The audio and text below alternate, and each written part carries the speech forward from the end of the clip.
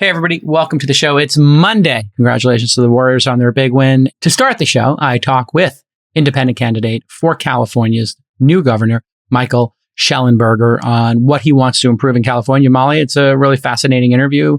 He's kind of like a moderate, and he's running as an independent. I am voting for him in the primaries because I would like to see somebody who's a moderate at least debate. Even if they have a small chance of winning, I'd like to see him debate. Super. And primaries are tomorrow, by the way, if you are in California. And as we've discussed, if you're going to vote, please vote, and also vote in primaries, turns out. Yeah, very important. Speaking of which, I got to fill out my ballot.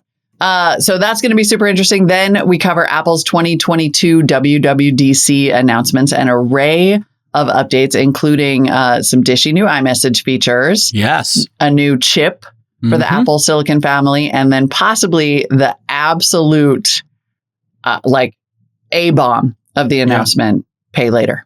Buy Apple now, pay later. Yeah, coming to Apple. Really interesting stuff. And after that, we cover a report from Reuters that Binance has had $2.35 billion worth of illicit funds laundered through their system. You know, talking drugs, investment frauds, hacks, and everything in between. Pretty gnarly stuff, but it looks like the chickens are coming home to roost in the crypto space. It's fascinating. And since we know you missed us over the weekend, we just keep on going. We've also got Elon Musk accusing Twitter of withholding material bot information.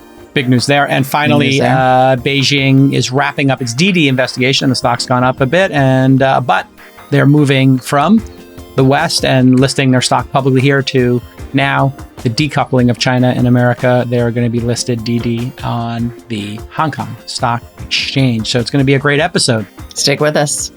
This Week in Startups is brought to you by Notion. Notion is one place for notes, docs, projects, and everyday work that goes way beyond a wiki.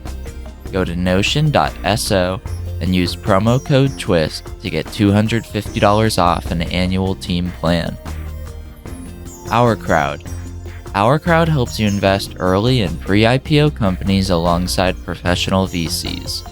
If you're interested in investing, you can join Ourcrowd for free at ourcrowd.com/twist. And First Republic Bank, where everybody gets a personal banker who's reachable by phone, email, or text, and through First Republic's banking app.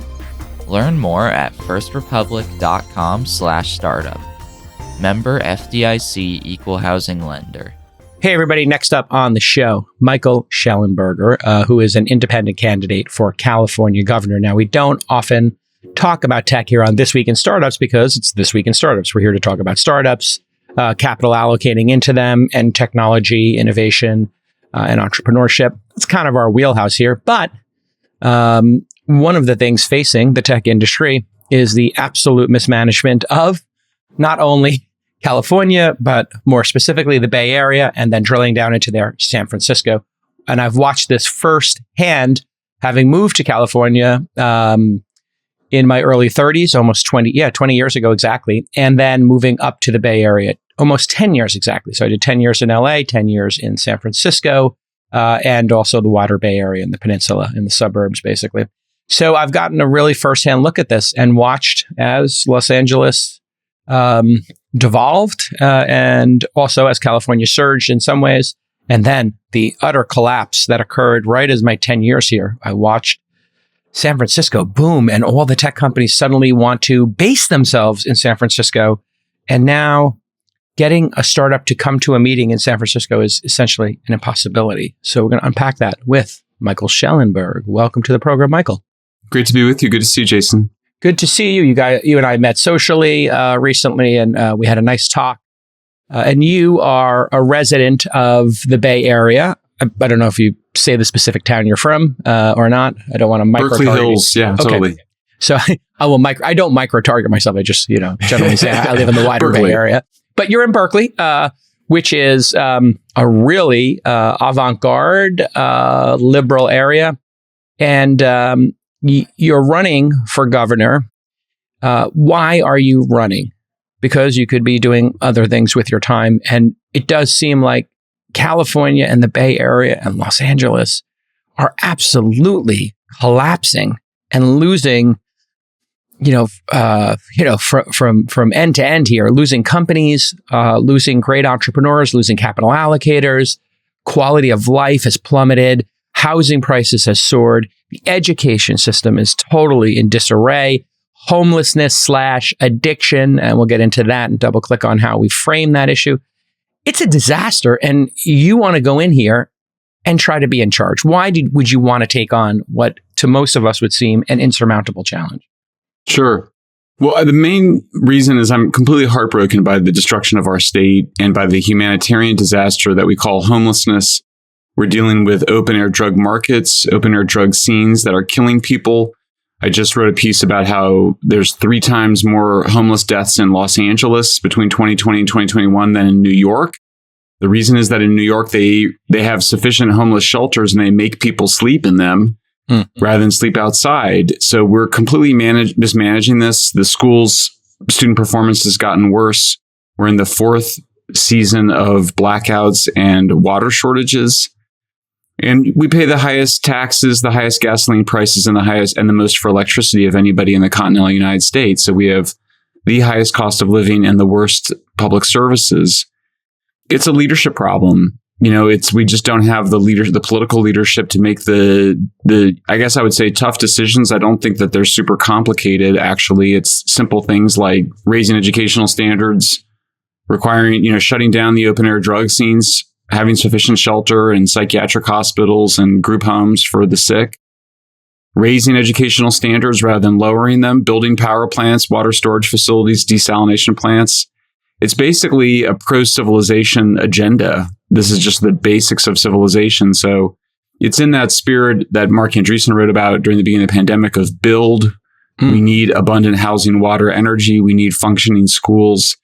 There's not a lot of magic here or shortcuts. It's just really buckling down and doing the common sense things we need to do. And I guess that's the frustrating part for those of us who love the state of California and then the cities within it. It is such an amazing place to live in so many different dynamics. I mean, you can go skiing in Tahoe and surf in Malibu. You can do everything in between. We have the wine country, everything from San Diego to Los Angeles to the Central Valley. It's just a wonderful place. And I've been totally captivated and fallen in love with it as well in my 30s and 40s. And now I'm considering leaving. And the thing that I wonder is, if it's all so obvious, we need to build more housing. We need to get out of the way when somebody like Elon wants to build a factory. And he said at the All In Summit, that he would still be papering the applications for his Texas gigafactory, which I got to tour, and he built that in under 18 months. And in 18 months in California would be an impossibility. And so we have $100 billion surplus. We don't want for money, but we yet have, and people want to be here. So with all of this obvious solutions, I guess the question, and I think it's important to understand, in each of these vectors, and we have a limited amount of time, obviously, but in each of these vectors, how did we become so ineffective? Let's start with housing. What is the dynamic that has made it impossible? We hear about NIMBY, we hear about YIMBY, of, and as concisely as possible, why is this so screwed up? And then how do you fix it? Sure. I mean, I think on housing, this is arguably the toughest issue, so it's great to dive in. I mean, we have abundant land, but we don't have abundant housing. And there's just basically, it's an overregulated sector. We waive the main Environmental Quality Act, California Environmental Quality Act, for building a stadium, but we won't waive it for building apartment units for our workers. We've allowed hyperlocal control to prevent that housing. Also, the law is abused by a small group of labor unions. I do believe a majority of Californians would like to see more housing. There needs to be sort of a consensus built. There's a need to kind of have a broader consensus in the society that we don't have. I will say, too, I think that the people that have the strongest interest in adding housing is the tech community. The problem is that there's just very little loyalty to California from the new capitalist entrepreneurial class. So you have effectively an aristocracy, a kind of landed feudal aristocracy holding on to older form of development, not wanting the new development. And then you've got an entrepreneurial class that's just not loyal to this place. They will move to Miami. They'll move to Austin. They'll move to other parts of the country. So, usually when you had like the Rockefellers, Carnegies, and Mellons, they would make their fortunes and they'd be rooted in a place. And then they would fund the politicians and the others to usher in a kind of new form of development, including, upgrading the housing in the cities. That's partly happened with me. I've been supported. It's now public. I've been supported by David Sachs and other people that are successful high-tech people in California.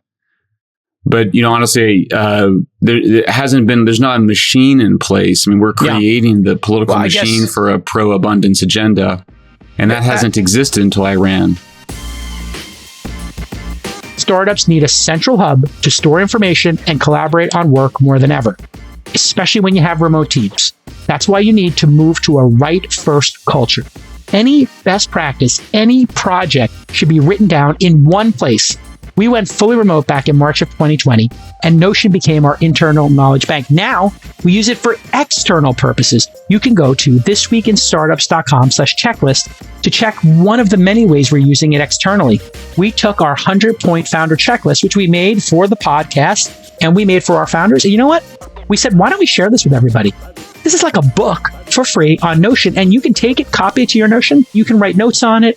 And that's the magic of Notion. They have great templates. It puts everybody on the same platform, and it just accelerates your efficiency. When new people join your company, they go to Notion and they see all the projects going on and they quickly get up to speed.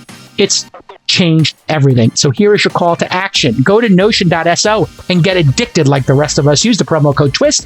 You're going to get $250 off their annual plan. Notion.so. And use the promo code TWIST during checkout for $250 off. Thanks to the Notion team for making a great product that we love and enjoy. Yeah, I mean, it seems like this is kind of from out of left field that you even exist as this kind of unicorn candidate who is socially liberal and maybe just wants to get stuff done and isn't, part of the far left agenda or the Trump far right agenda. You're the moderate, I think a lot of folks have been looking for. Why should the technical class, the capital allocators, be loyal to this state when you have somebody like Gonzalez telling Elon or saying, F you, Elon, and you're raising our taxes and the regulations are absurd and the politicians are blaming the billionaires and blaming the companies for causing all these problems? Why should we be loyal when Mayor Suarez is saying, hey, come here, we'll get everything out of the way. We want you here.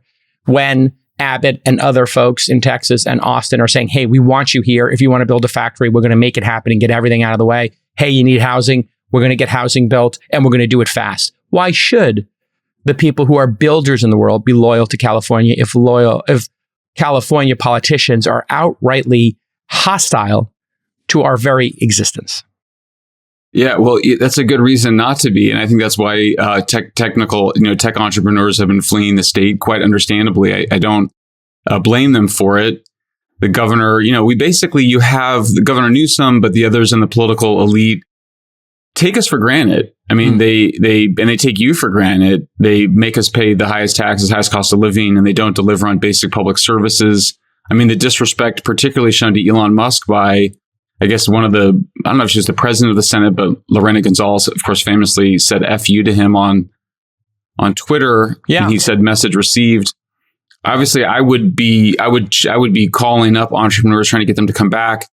Look, I think the main reason that anybody is loyal to California is that we just think it's a spectacular state for all the reasons that you just gave. I mean, there's just no other state like it. I mean, I fell in love with California when I first visited as a boy.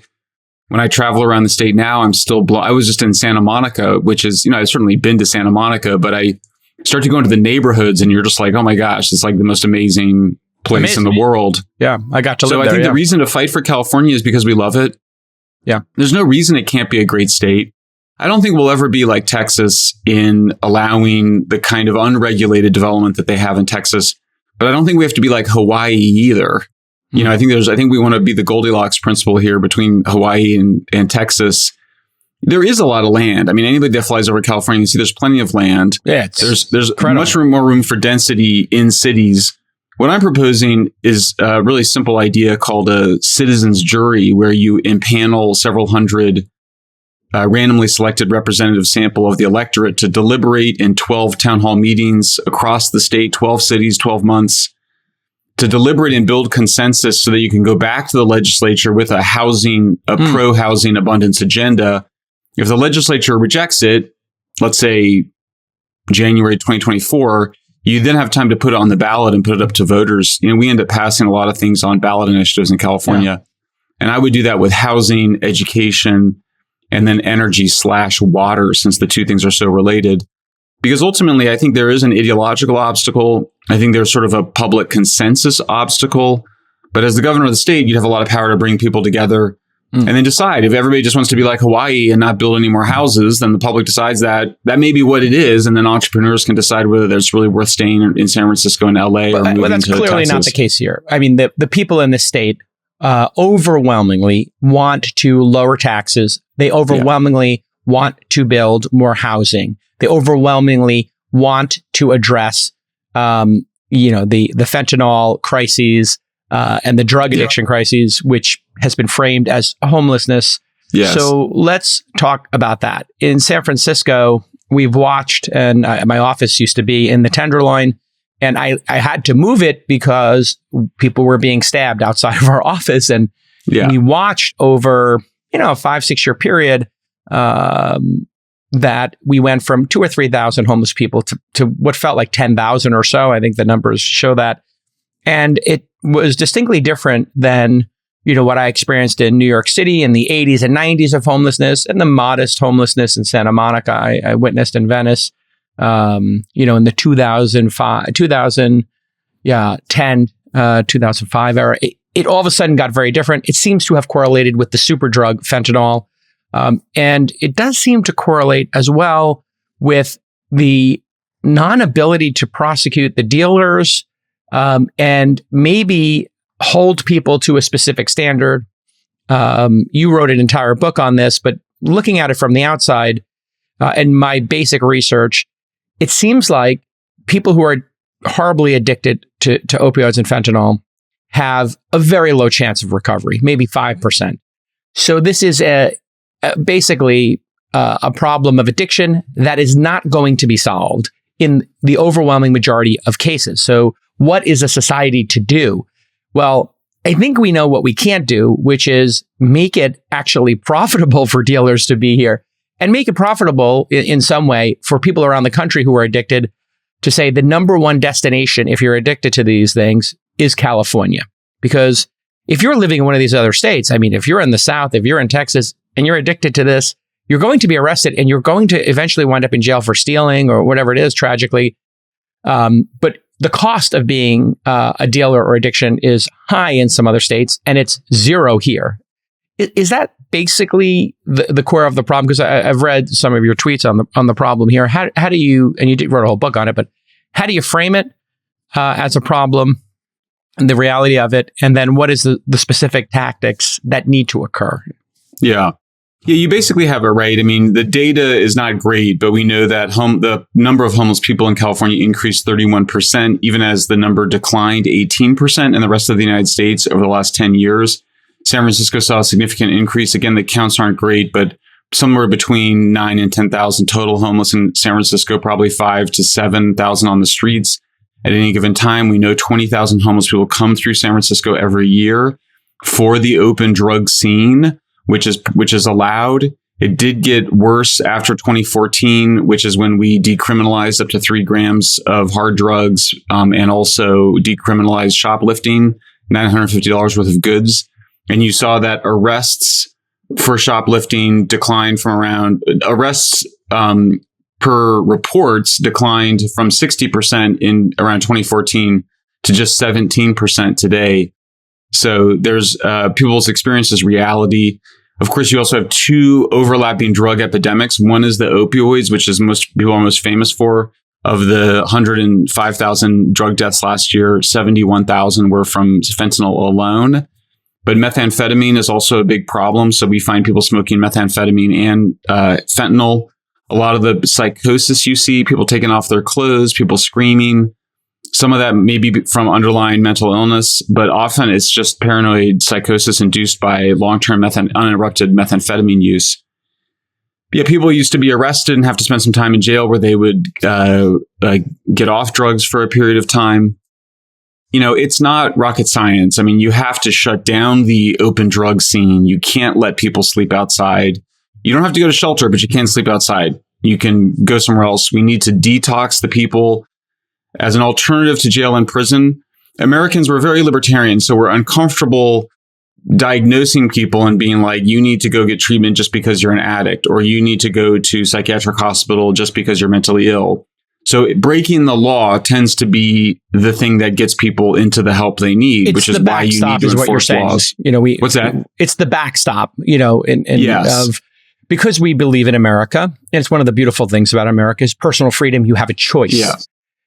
A person who is addicted to these super drugs, and let's face it, these are unlike a lot of the drugs we're considering decriminalizing or legalizing. I mean, some, in fact, may have properties that they're studying at Stanford and Johns Hopkins, MDMA, psilocybin, LSD, ketamine. I mean, the science behind these things actually helping people in a proper context with therapists is extraordinary.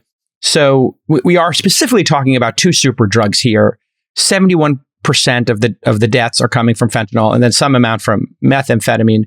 Right. But every addict you'll speak to, and this is where the data is irrefutable, the addicts who do recover say that consequences of their behavior became the impetus for them to then change their life. And this is where, bringing up tough love, making a decision for somebody who's incapable of making the decision for themselves, it's very hard for Americans. And in a way, it's a beautiful intent that we want to help people and we want them to make their own decision, but it might also be unrealistic in the super drug category. And any family who's dealt with addiction, the richest families in the world with kids on Oxy or, brothers and sisters, it's incredibly tragic. They could be on high price drugs, low price drugs. They could be functional or they could be on the street. But the fact is, the consequences eventually are the backstop in America.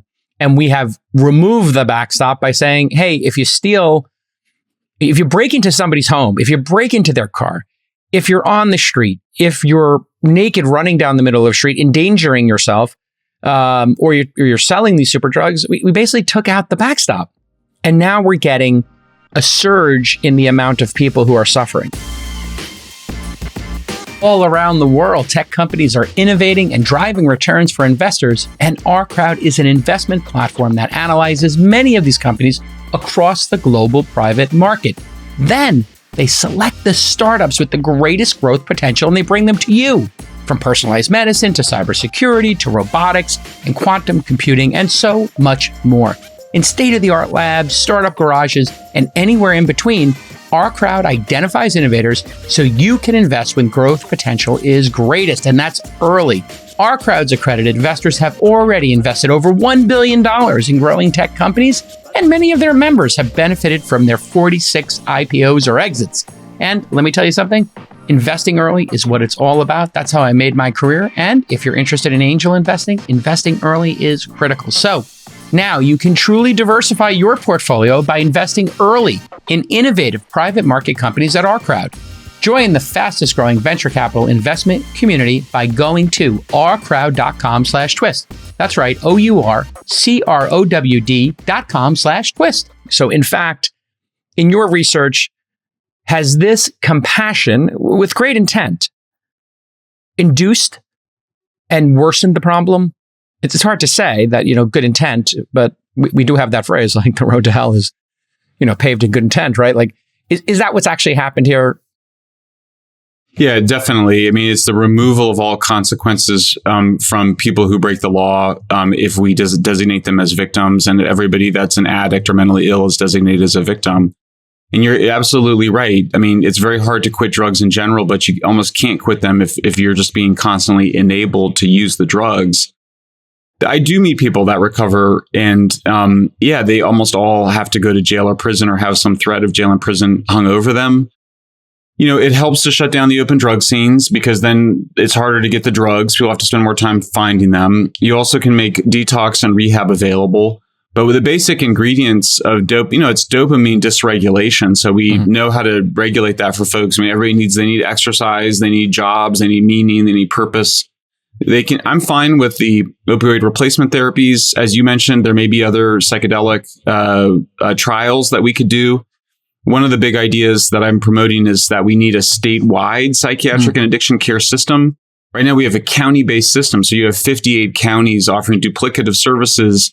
But then basically LA and San Francisco, because they're so liberal and they have the open drug scenes, are overwhelmed. The public health departments are overwhelmed.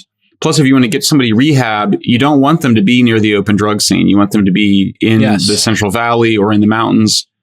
So California, we are a wealthy state. We do have the potential to create a much more European style rehab program where you have job creation, you have job training. People can go work for Cal Fire. They could go work for Cal Psych after they achieve recovery.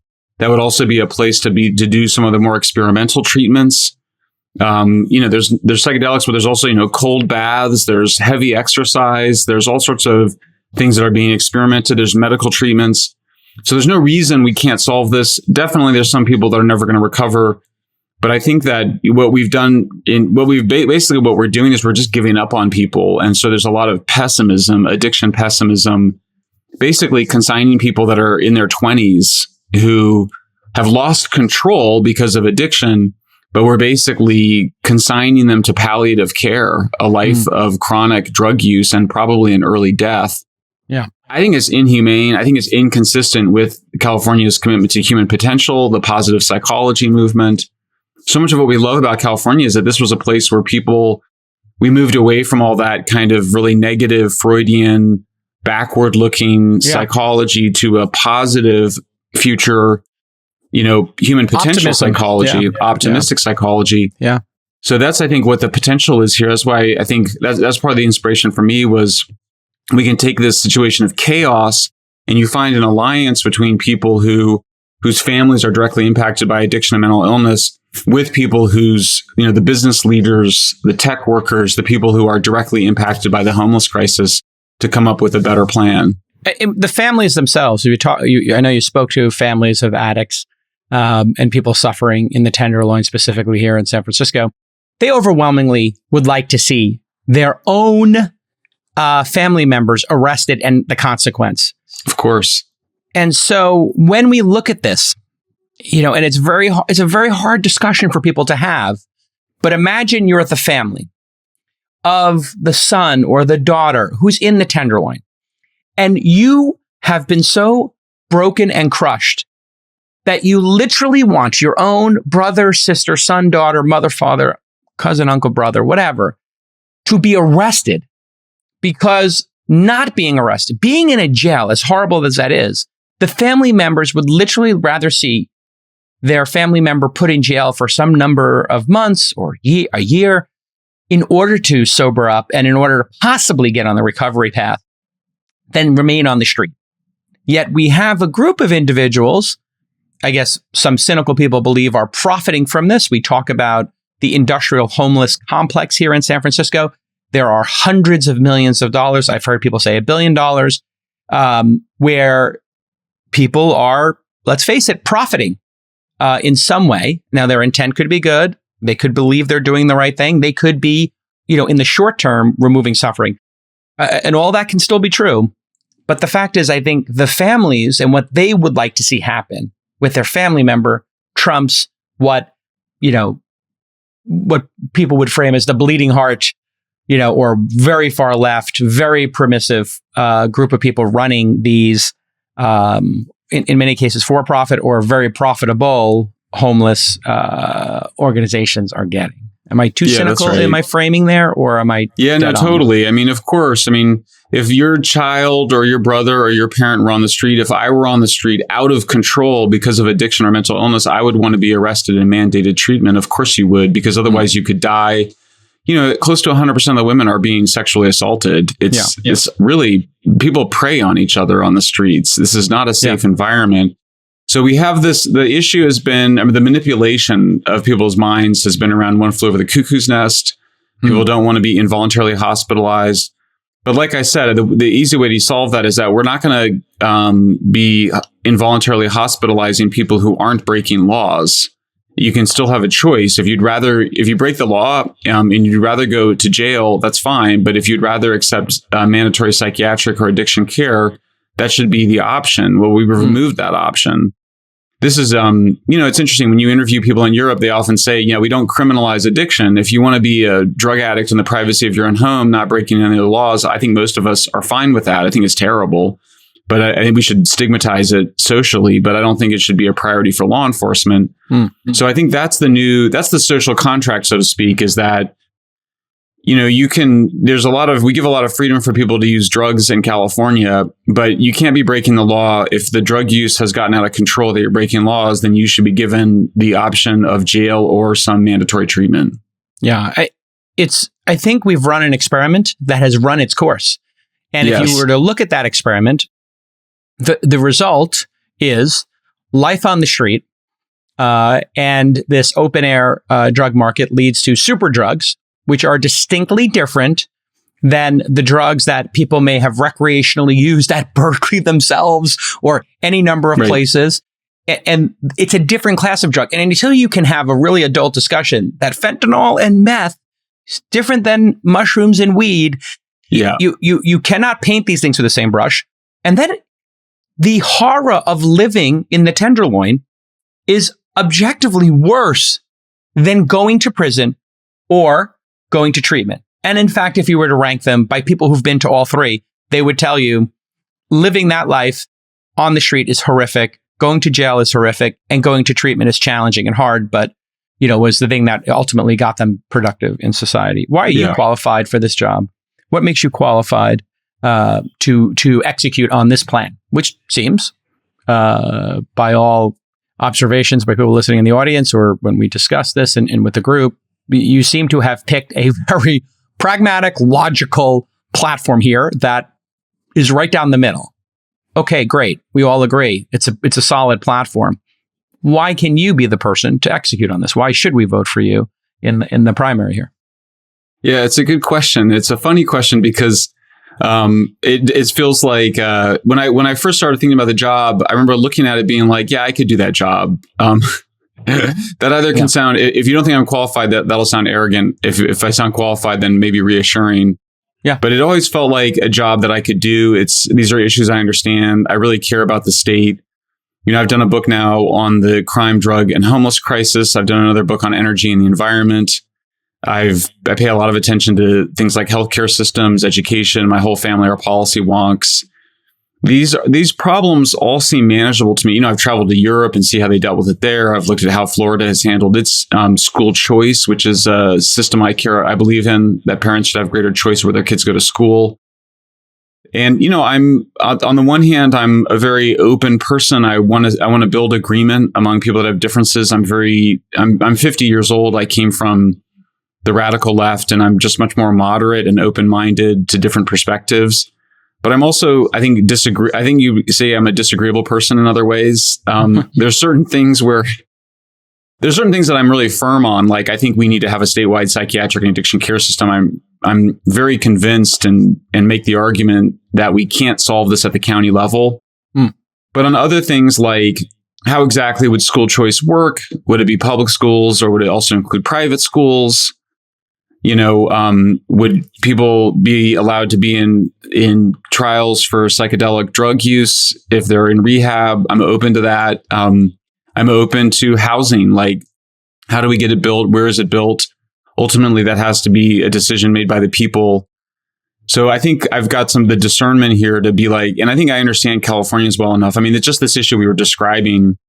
There's people that are mental health advocates and also Europeans, which they would really like to see people with serious mental illness like schizophrenia just be mandated medicine and mandated treatment. I think if all else were being equal, I agree. Like, my aunt has schizophrenia. She did well in a group home. But I also know Californians well enough, I think that there's just enough libertarianism and squeamishness around requiring psychiatric care for people that haven't broken any of their laws. And so my view has been, let's start with dealing with the folks that are on the streets, suffering from mental illness and causing problems. Similarly with drug addiction, I don't want to criminalize addiction. Nobody should have to go to jail or prison just because they're an addict. Nobody should have to accept shelter, but you can't sleep on the streets. Yeah. So, there's, you can't break the law. You have to be able to hold these things that are seemingly inconsistent, but in your head at the same time, because it is a complex problem.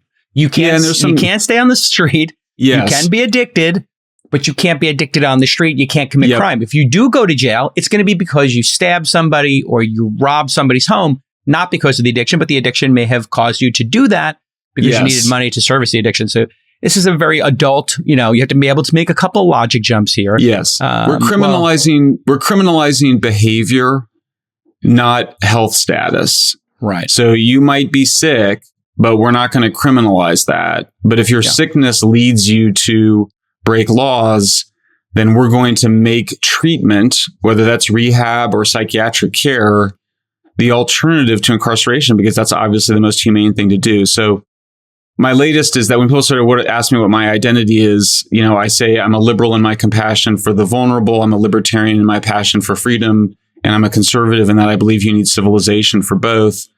People ask me, well, how do you balance that? Well, that's it. It just kind of goes, we're not going to criminalize addiction or mental illness, but we are going to criminalize public camping, defecating on the streets, public drug use, public drug dealing, both because you can't have a city without enforcing those laws. Right. But also enforcing those laws are what ultimately are the ways that we in America, and I think it's different in Europe, but that's how we in America are going to get people the help they need. Listen, I am super supportive of what you're doing. And in fact, I am voting for you. So thank you, people Jason. should make their own choice. But the reason I'm voting for you here in this primary is because I think Gavin Newsom has done a horrible job. I think that his, if you're proven ineffective, you had your shot, you were ineffective, things got worse under your watch, and you're not focused on the right things. Therefore, I would like to see you debate him. Just that, for me, gets you the vote. Now, if you do a great job debating him and you can build this platform, all the better. And it would be great to see some change here. I've voted lifelong Democrat, but like you, I am conservative on some concept. I guess I'm conservative on some concepts like, gosh, I'd like to balance the budget. I don't know if that's conservative or liberal today since they all spend so much money, but I would like to see us be fiscally responsible. I don't know where that puts me in terms of party allegiance. I would like to see reasonable policing, but I don't want mass incarceration. Again, Don't know which party I'm in. It's hard to tell, but I just love the idea of an independent candidate. And I love the idea of an independent candidate who's got, who's done the research and who takes a shot and who's doing it because they're motivated to see the world get better and because they love the city or state they're living in. So I applaud you. I don't know you that well, but I'm increasingly interested in seeing you succeed because we do need to have more people run for office, and intent matters. And I think your approach to it matters, which is, hey, let's just do the research, let's find a solution, and let's execute on it. And like you said, it's not rocket science. If we don't have enough homes, we're going to need to build more. And if we want to have less people addicted to drugs, especially the super drugs, that's the way I look at it. If we want them non-addicted to super drugs, we're going to have to say super drugs are not allowed and enforce that existing law. Again, not rocket science, people. Michael Shellenberger is running for governor. You have your ballots. You can vote for him in the primary, and let's see him come in second and debate Gavin Newsom. I love it. I want to see that debate. Thanks, Jason. Yeah, when you do the debate prep, I want to come. I want to come hear that debate prep, and I'm good with some one-liners. It would be very cool if I could get a one-liner in there that made its way into the debate. I could punch up maybe some one-liners for you. Appreciate that. Well, let's get through the primary tomorrow, and hopefully that'll happen. Everybody go vote in California, please, and we'll see how you do, Michael, and best of luck to you. Thanks so much, Jason. Appreciate being here. Cheers. This Week in Startups is supported by First Republic Bank. A seamless banking experience is something we all want, but what does it really mean? At First Republic, it means you have access to your own personal banker, someone who knows your name and is there for you when you need them. So whether you're browsing their full suite of services or you just have questions about your bank statement, you can reach out to your personal banker by phone or email and through their secure banking app. Ashley, a managing director on my team, has worked with First Republic on one of our fund accounts for almost 4 years, and she loves their customer service and support. See what a difference an always-on, seamless banking experience can make for you. Visit firstrepublic.com today to learn more. That's firstrepublic.com, member FDIC, equal housing lender. Hey, Molly, welcome. Well, hello. Hello, how are you? Little bonus BC school. Well, we were waiting for you. I know that you had a sitch. You had a sitch, and you had to Never deal with get it. pets, people. Never get pets. Oh, no. Yeah. The worst nightmare for any dog owner happened this weekend? Mm-hmm. Oh, Last night. No, it happened last night at 10:30. Oh, great. It Always ended great when you got to go to bed Around and get your... 1. Ended around 1 after multiple baths. And no, totally. So no This Cinderella happened- sleep? Uh-oh. No Cinderella sleep. didn't get her sleep. No. I love the Cinderella Just going to be comment. What do I need to clean up today? Just... It is Is it, tough. This is like the life. I was talking to some moms about life, and it's like the life of a mom, and it's like it just never ends. Nonstop. A single mom, even harder, right? Like you got Yes. it's- Well, that, and yeah. Then single that's- mom, breadwinner, homeowner. It's like all on you. I am really not smart. It's what I'm thinking. Like what I'm realizing is like, I'm not smart. Like I could have made a lot more choices to make my life easier, such as not have 2 dogs or like, couldn't I have bought like a nice like condo with no freaking wildlife? That would have been Exactly. smart. Yeah. Here's what I'd say. You're not smart. You're brilliant. But that's only from working with you. Oh, thanks, every partner. day. I needed that. But, even brilliant people can make inadvisable decisions at times. We do not always make our lives easier. Let's just put it that way. Well, you know what? Smart people, I have a theory, will increasingly make their lives more complex because they're good at solving problems. So it's like, well, 2 dogs, what could be the worst thing that could happen? And it's like, I don't know, the night before a big week, a skunk attacks your dog. And you've got to give them 17 baths and they still smell terrible and you're exhausted. But anyway, you're here. That's I'm all here. that matters. I'm here. We got a lot of news to go through. So we got this. Hey, good game yesterday, huh? Warriors bounced back quite nicely. Right? Maybe I'm the curse here. Oh, no. It was Sachs. Sachs in the front row. Oh, yeah. That'll do it with that dour energy. Just Well, absolutely. That Asperger's energy just kills the game. Looking at him like... He's so sad. And then That was Sachs, they removed great Sachs game. from the front row and they put J. Cal in the front row. And what happens? Boom. Boom. We crushed them. We destroyed them.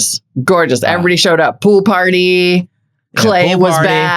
Draymond Draymond mixing it up. Yeah. Include this Getting in the show, by the way. This will be a little uncalled warm for up for the tea. show. Yeah, uncalled for tea, but it was great. I literally great. get It was into a my front row blast. seat that a friend of mine got me, which was quite nice. Thank you to my friend. I didn't ask for his permission to say on the air, so I didn't say. And I sit down, and whose seats am I next to? Sheryl Sandberg. I saw your I picture. kid I was you like, not. shut the front door with this. I was Cheryl's like, Jake out. this freaking guy. Cheryl and I are drinking. We're You're cheering. like, what are we working on now? Well, I was like, don't get another job. I told her, I was like, you're going to get a lot of job offers. Take a year off because there's not that many years left. And, you've worked really hard. And I won't talk about our conversation, but it was quite fun because we've got a great history together. We had a real long talk for 3 hours. It was fun. That's so great. So you were like fun. under the basket. I was, yeah. Tell me about this placement compared to, bench. Yeah. So under the basket. The seats we were in, the second row center court, are better in that you can see the action on both sides of the court. The seats at the baseline are better because you can see are better than the half court for half the game because you're closer to the action. You see this action around the basket. So, I mean, to say you're like literally, if I took 3 steps, I would be under the basket, which means like all that action under the basket is just happening. Then I guess they call that kitty corner to, the bench, and Draymond was getting into it with Williams, and then I started getting into it with Williams, and then Draymond and I were laughing at Williams, and I was telling Williams, you have no rings. He's got all the rings. And then Draymond said to me, well, that guy's a fan. He's a fan. I was like, you want an autograph? I'll get you an autograph from Draymond. So Draymond and I are standing up. We're the only 2 guys standing up yelling at the Celtics. And I'm like, oh my God, he's not going to get thrown out of the game. I'm going to get thrown out of the game. So I got to sit down. But the whole audience starts getting into it. And it was a whole mashugana craziness.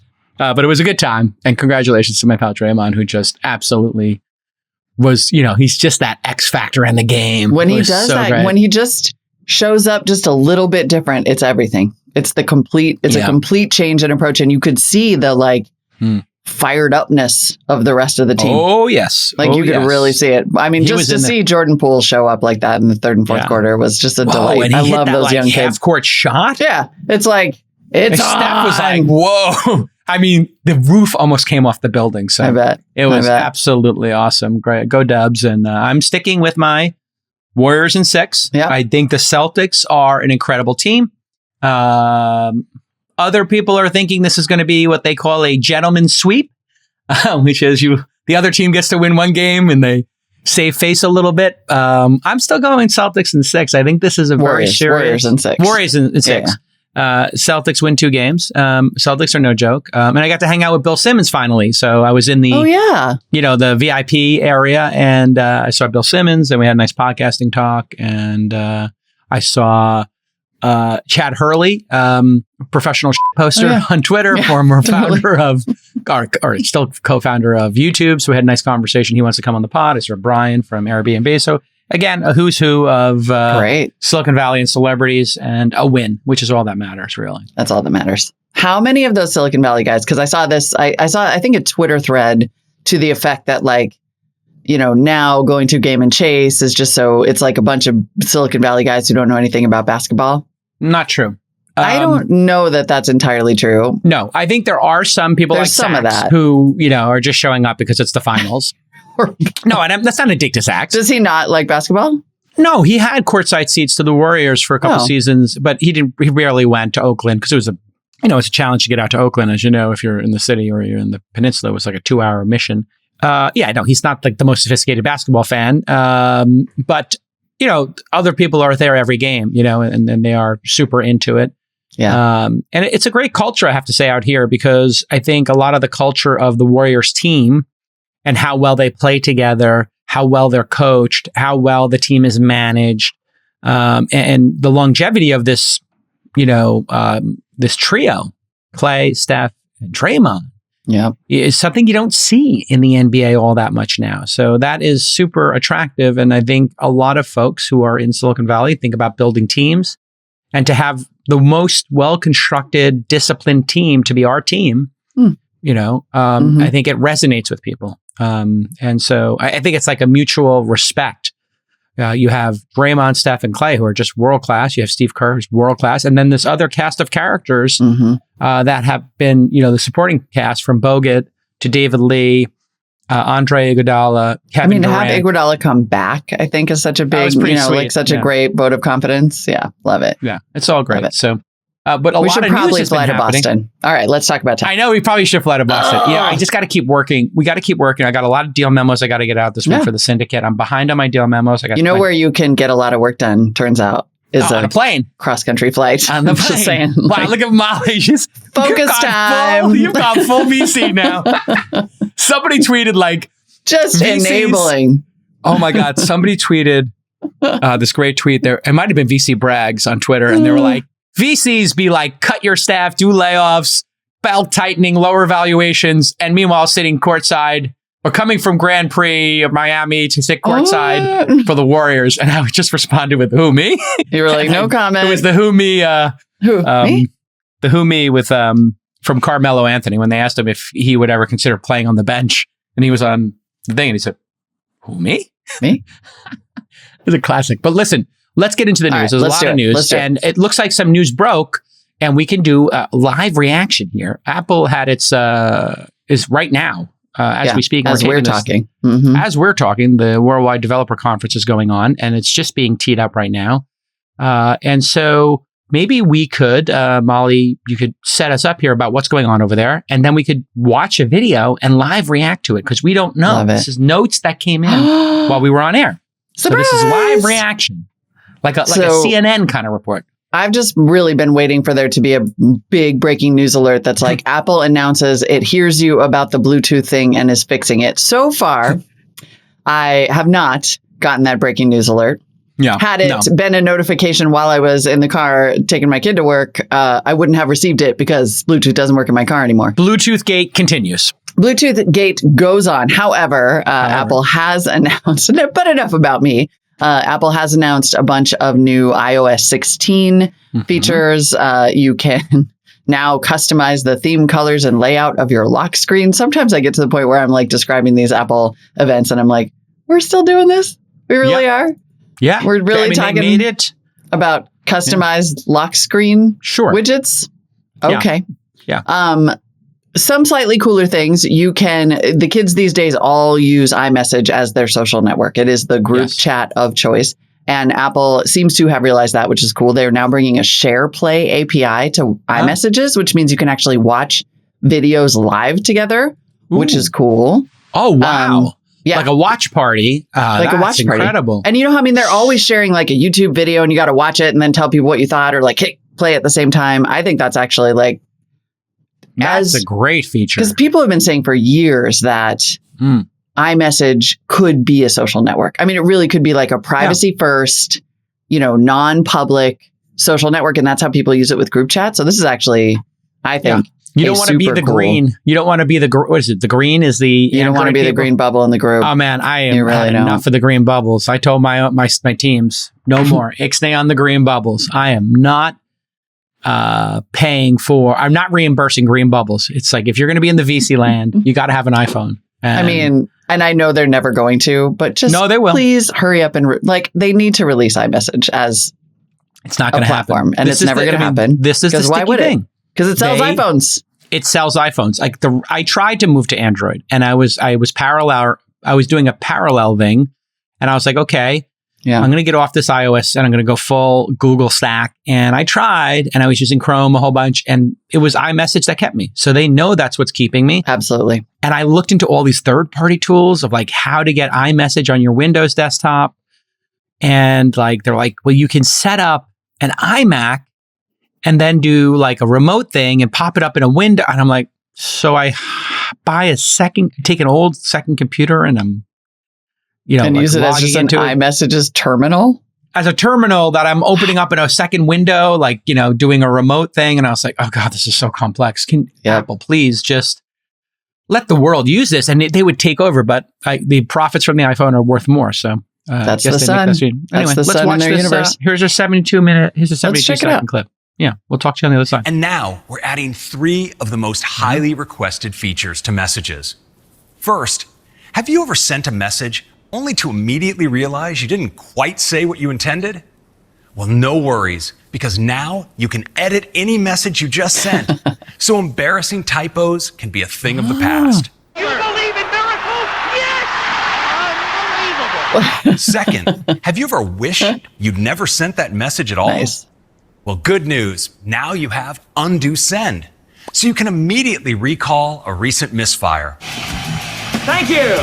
And finally, you can now mark any thread as unread. A perfect tool if you don't have time to respond in the moment and want to be sure to come back to a message later. Oh, wow. Unread.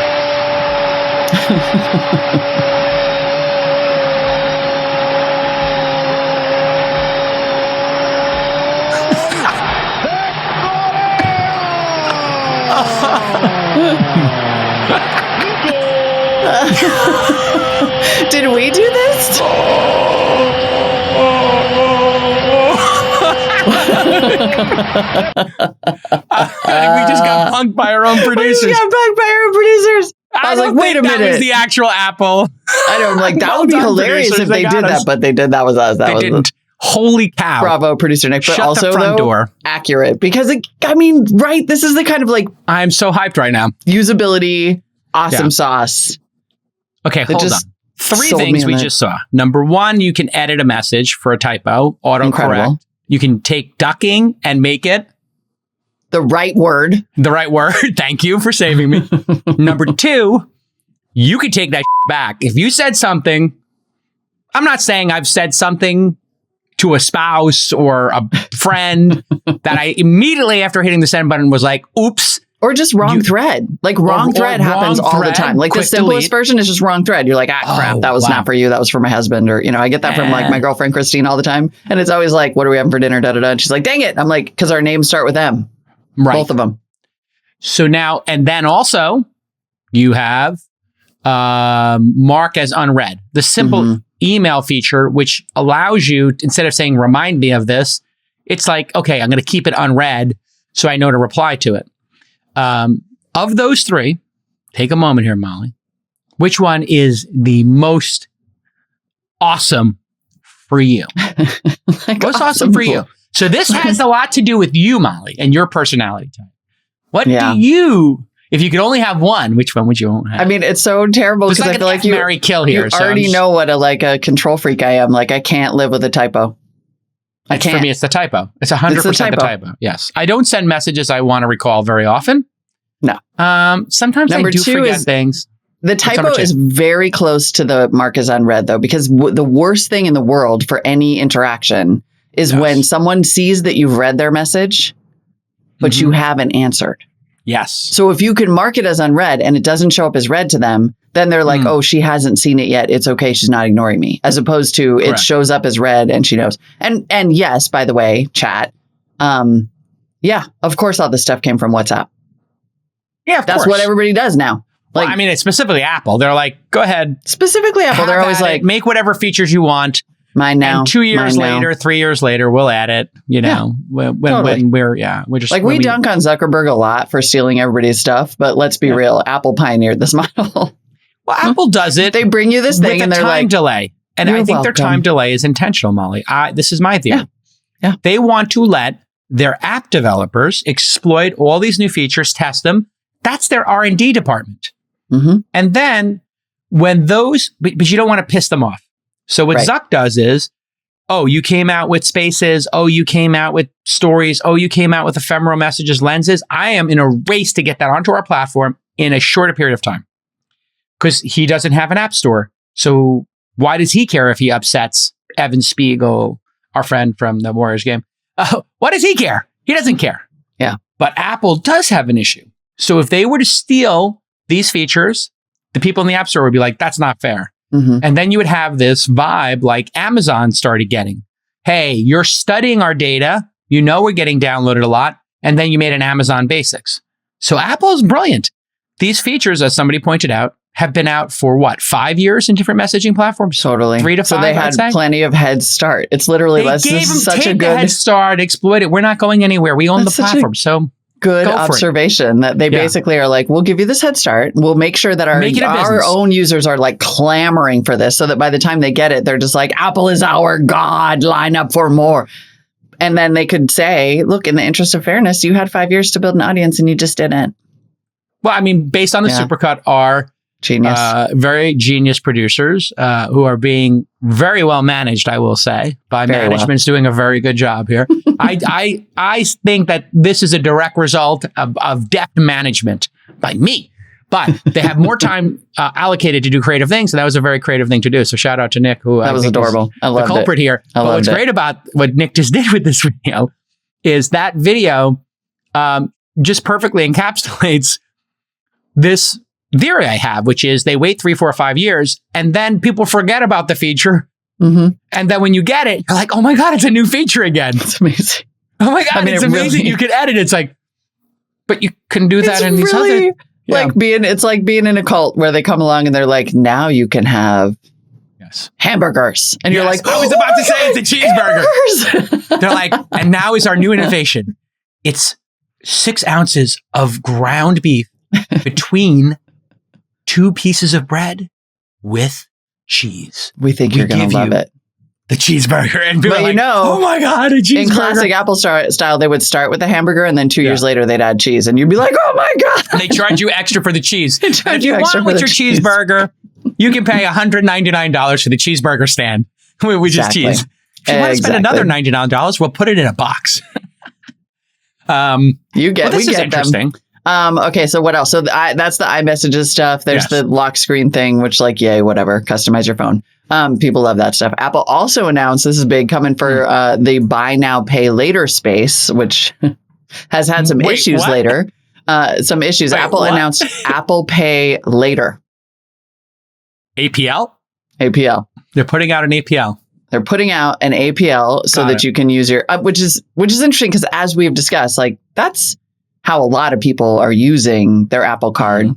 and by a lot of people, I mean like me. Like when I buy any Apple products, I am effectively using Apple Pay Later. But now they're rolling it out for, I guess, buying other items with Apple Pay too. You can sort of buy now, pay later with it. All right. There's no video for it. It's not explained, but obviously it's very basic.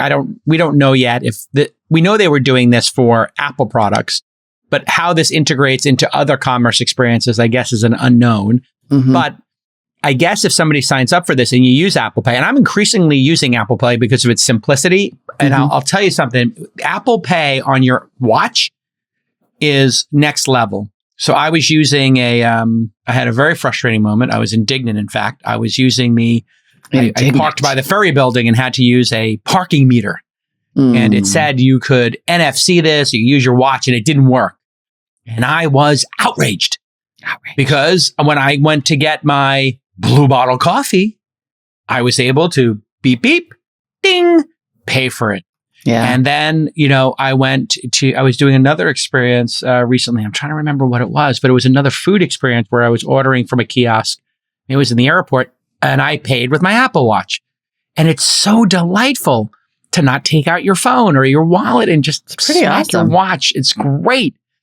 Now, what if I could say I buy this Blue Bottle coffee, and listen, it's not cheap, Molly. This is like $6. Well, I could pay later. It's $8 now with inflation. If I could do that $6, I could pay later. I could do 4 easy payments of $1.50 over the next 4 months with no interest. No interest. Yeah. Oh my Lord! I would only be paying $1.50 for that coffee in some way. And they show I just dropped this in the chat. If we can pull it up, because there's a good screenshot of how it would look. So you would have this option, pay in full, or you just do a little slider, pay later, and then it's like, oh, okay, $46.27 every 2 weeks, 4 payments, and it shows you in 2 weeks, in 4 weeks, in 6 weeks how much it is, no interest, total cost. I mean, to be honest, it's like way more transparent than the buy now, pay later options now. Yes. What I do think is interesting, and a thing that drives me absolutely insane about Apple Pay, is that it looks like you have to use your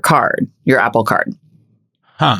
I don't know if that's true. I mean, it just says... I think it would do Apple Pay because I fill up like I shouldn't say this, somebody's going to steal my phone. But I put $5,000 on my Apple Pay like at the start of the year. Right. So you could do it with whatever, probably. So I use that's Apple smart. Pay. I want to do that. And I have the card set up to auto pay. So I will use my card from time to time, but I'm just always using Apple Pay for everything now. And it's just so delightful. So it says Apple Pay Later is available everywhere Apple Pay is accepted online or in-app using the MasterCard network. That's from Apple. So you can do it on anything. So that would mean any card that you've loaded into Apple Pay. Well, that's great. Because if it was just tied to the card, because one thing that drives me crazy about Apple Pay is that even though I have set my Chase card as my default, because those are the best points in the business, it always defaults to using the Apple card to pay first. And I'm always like, no. But if you've just set up Apple Pay with either cash or any card or a debit card or whatever, it looks like you'll be able to use them all. Here's what's interesting. But you have to apply. Hold on a second. I think I underestimated what's happening here because my first question was, I guess they're going to have to make a deal with each merchant or something.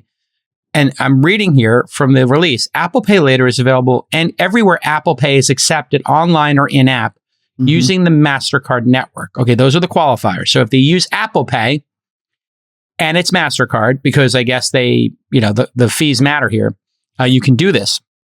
Which means, I mean, everybody supports Apple Pay now. It's like becoming a thing. So this means that they're going to have a footprint that's much bigger than Affirm or any of the other people doing this. In other words, it's being done not on a merchant by merchant basis. It's being done on like a platform basis. This is really disruptive. I mean, what is this going to do to Affirm stock? Do we have, because who are is there any other publicly traded? Affirm has to be getting walloped right now. I think it already is. Let me look. I'm going to just pull it up real quick. Because this is actually a huge deal. Down 3%, 2.87. So it's actually moderately down. Because people haven't figured it out yet. I actually heard that Max Levchin was on CNBC today. So I bet you that was a preemptive. In the past 5 days, they're down 20%. So it's obviously been a rough ride for them. And I don't even know since the peak, but that's one of those stocks that got a mega wallop. They were at $168 November 4th. They're now at $24. And so they are down 85% from the peak. peak to trough, 91%. Oh my Lord. And now Apple just came and said like, peace out.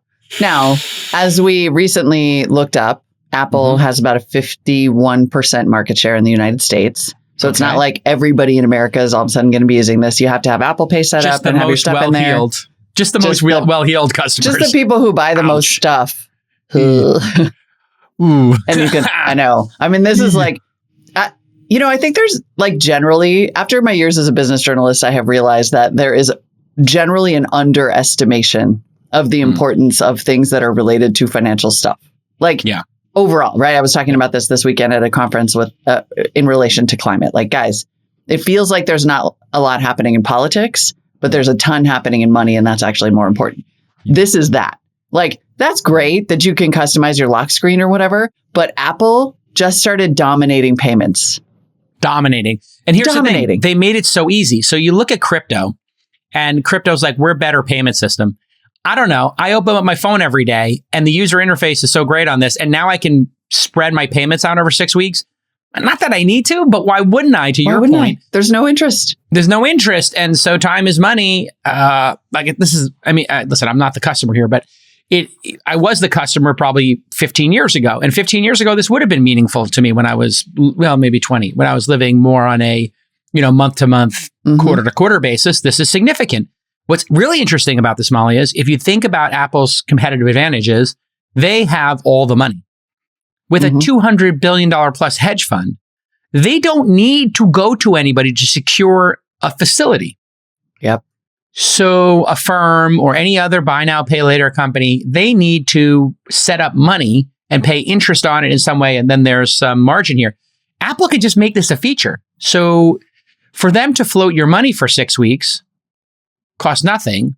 Yep. And for you to buy a phone every 2 years and make them $600 in profit, and to use the App Store and make them probably another $600 in profit with that 30%. And if you have the Apple card and you end up, and also they have, and I hate to say this, right? They're big on privacy, but this also gives them a lot of insight into data, shopping data, like a lot. If you have the Apple card, they're taking a transaction fee every time that you use that Apple card to do these purchases. I mean, this is just like, if this is actually how Apple discovers a new solar system, if you will. Yeah. Because this is a huge deal. But also, it still sells iPhones because you can only do this on Apple devices. It's freaking genius. It's so genius. So they also have an API, which is interesting, for the lock screen. So what this means is anybody can build a lock screen experience. In other words, you have the App Store. You make an app there. The Peloton app, let's say, or Spotify, better example. Then you got the Spotify Watch app, right? It's an extension of that. And then you have the Spotify widget, that you could float on your, desktop or your iPad desktop or your phone, or when you swipe left, there's that little area it's not the control center, but it's the other area for like notifications. What this means is there's another app extension essentially. So what could you do with the phone is locked? You pick it up and you see something. So let's watch this 56-second clip where Craig from Apple explains. Sometimes notifications can cover up your personal photo, so we've rethought how they appear. Notifications now roll in from the bottom of the lock screen as you receive them, and you can choose to hide them throughout the day. Now, sometimes you get a bunch of notifications from an app, like when you're following the score of a basketball game. Well, now there's a better way to keep tabs with something called live activities. Live activities make it easier to stay on top of things that are happening in real time, right from your lock screen. And for developers, starting in an update to iOS 16 later this year, they can use the Live Activities API to create these compact and glanceable experiences. This will make it really easy to follow that NBA game, track the progress of an Uber ride, see how you're doing on your workout, and more. All while letting the other elements on the lock screen shine. All right. Another winner. Small vein that's existed on Android for a long time. Like a long time. Yeah, but what an amazing cheeseburger. I'd like to try it. I've never I would had love a to try that cheeseburger, but I know cheeseburger. Android users have this, but Do you think if I give you like $99, I could also have ketchup? I mean, awesome. absolutely. Like, Sure. honestly, A slight upsell. Yeah. this, again, What color Yep. ketchup would you like? It now Existed ketchup comes in before. 7 colors. but that is freaking awesome to not have. It's gonna There's be so much stuff that I do on my phone all the time that I don't Yes. want to have to unlock it to monitor like a song playing. Genius. I mean, they have those kind of like little widgets, but they don't totally work. The Uber thing is awesome. No, it's Ugh. the Uber one is the best one. The Uber one is the best one. I mean, like, to by just far. know it, or DoorDash or Mhm. Instacart, to see them approaching, Mhm. or Domino's has their little status bar, You could have a little Um, Amazon, where's my stuff? Except Amazon won't do it because they're in a big, huge fight or whatever. whatever. Yeah, whatever, Amazon. This is brilliant. And you know what's really interesting that we're Great. starting to see here is Apple protecting our privacy. I mean, if you want to get really cynical about this, I did a tweet about it. I do. Somebody named Seth Miller said the audacity after decimating the entire economy. Now, I don't know who Seth Mills 21 is, but let's see if I can find his title. CEO of Rap Chat app. Okay. Mhm. Okay. So he's So in one the of the ecosystem, many, apparently. Yeah. like probably small companies that was, injured by. Yeah. So here, look at this personalized change, ad. So yeah. if we can pull up the screenshot. I guess he got an upsell when he was in maybe the news product, and it says personalized ads. So if you click on his tweet and you click on the screenshot, let's zoom in on that, and I'll just Mhm. read you what it says. Personal ads in Apple apps such as the App Store and Apple News help you discover apps, products, and services that are relevant to you. We protect your privacy by using device-generated identifiers and not linking advertising information to your Apple ID. Turning on personalized ads increases the relevance of ads shown. Turning on personalized increases the relevance of ads shown by letting us use data like account information, app and content purchases, and where available, the types of news stories you read. Apple does not track you or share your personal information with any third party. So anyway, Apple, Mhm.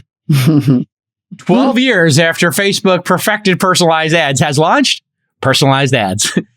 But Apple can do personalized ads because they're storing your data on your phone, I would think, and not sharing it with folks. And they're using it in their App Store and news apps to help you discover apps and products and services relevant to you. So they did it differently, so it's okay. But Is it though? We do not, by the way, they do not it's say hilarious. that they are storing this on device. And I am certain that they're not. There's no way they could be storing They this must be. information on device. Otherwise, they couldn't No. offer you personalized anything. Like they No, need to here's be how they able could- to. Well, you're saying like because of speed? No, I'm saying they need to aggregate data around you. Otherwise, they can't target you. Well, here's what they could do. They could have 100 psychographic categories, right? Like NBA lover, car lover, etc. Mhm. And they could, let's say they just had 100 on your phone. So you like you play casual games, or you play, strategy games, whatever game category you're in, whatever. They keep that on your phone, and it's going to, you open up your news app or you open up your app store, and it says, hey, listen, this phone likes casual games and strategy games, cars, and the NBA. And the ads, the people who are buying ads can pick from those psychographic categories, but they can't target you. It's, unlike, say, Facebook. So I guess they could do it technically. They wouldn't be able to do it in real time, like in a search, right? Mhm. Or in your feed in real time, because that would take it being on the server, I think, and be faster. But who knows?